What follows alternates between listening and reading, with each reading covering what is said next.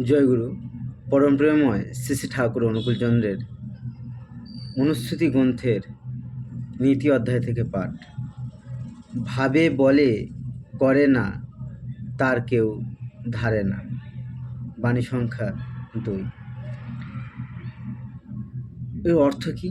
অর্থ হচ্ছে আমরা প্রত্যেকটা মুহূর্তেই অনেক কিছু ভাবি এবং অনেককে অনেক কিছু বলি, কিন্তু কিছুই করি না।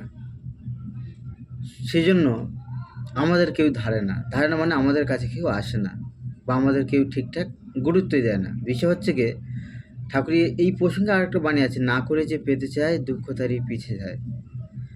সুতরাং আমাদের যা বলা তা যদি আমাদের করার মধ্যে বাস্তবায়িত না হয়, তাহলে আমাদের বলাগুলি কেবল বলাই থেকে যায়, তার কোনো গুরুত্বই থাকে না। সেই জন্য ঠাকুর বলছেন, ভাবে বলে করে না, তার কেউ ধারে না।